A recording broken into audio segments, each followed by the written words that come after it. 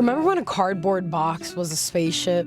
When puddles were oceans to jump in, not obstacles to avoid? Most advice tells you to find your passion or try new hobbies. But that's not what killed your sense of wonder. What killed it was something way more subtle, and once you see it, you can't unsee it. So let me show it to you. We think we lost our childlike wonder because life got busy and we grew up and everything got serious. Bills, responsibilities, the grind. But here's what actually happened. You learned to predict everything and honestly started taking the small things for granted. Think about it. When's the last time you were genuinely surprised by your daily commute, your morning coffee, your neighborhood?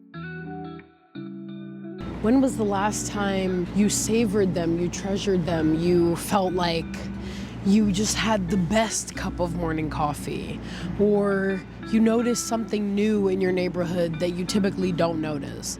When was the last time you savored the present moment? Good question, right? Well, newsflash, you've optimized the surprise out of your life. Your brain has pattern matched everything into categories. Useful, not useful, skip, ignore, already know. Children don't have wonder because they're naive. They have it because everything is still data, not conclusions. Everything is fresh and new and different and inspiring, and that's what the best part of life is. The real wonder killer is in adulthood, something called cognitive closure. It's when your brain decides it knows enough about something to stop paying attention. We traded wonder for efficiency, and honestly, it made sense. But now we've gone too far. We're now on autopilot through 95% of our lives. It's not the balance that we were looking for. We have to find a better way to balance being adult and being serious and handling our responsibilities with keeping some childlike wonder in our lives. So here's the weird part. You can't reclaim wonder by seeking bigger or more exotic experiences. That's just swapping one form of stimulation with another. Real wonder comes from re-noticing. Let's talk about the 5 sense reset.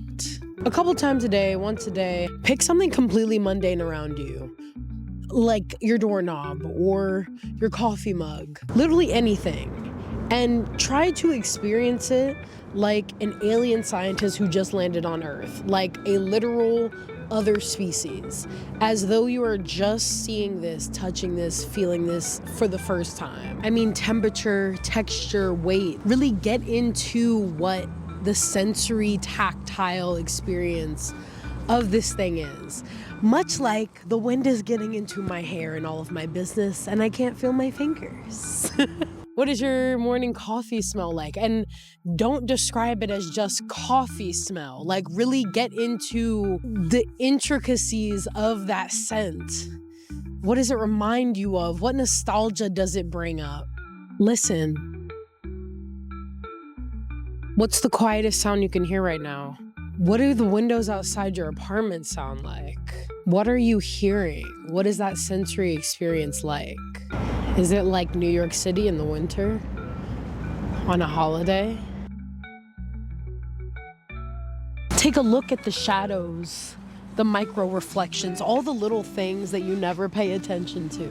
Really pay attention to those small details. They all matter in this exercise.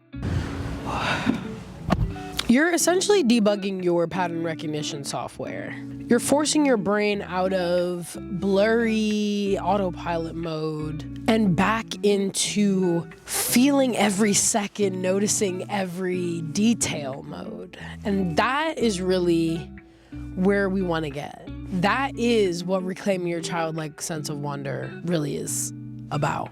It's also really what sitting in gratitude and sitting in the present is about. Looking at what's around you, feeling every feeling, smelling every smell, tasting every taste. That is what living in the present is.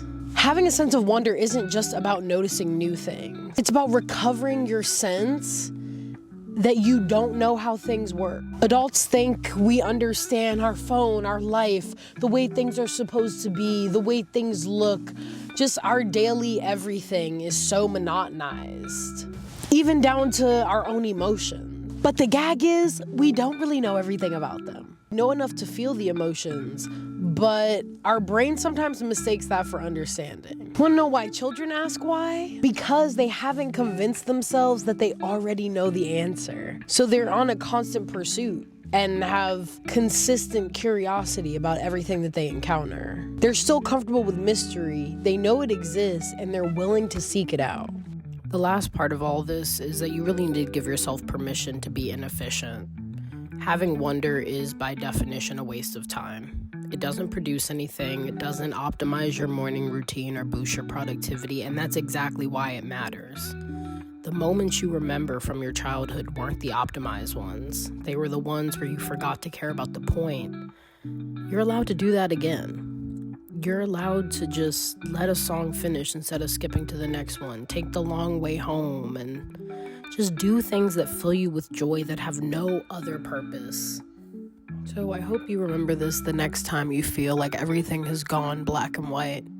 Like you've lost your vibrancy, you've lost what makes life so exciting, adventurous, amazing.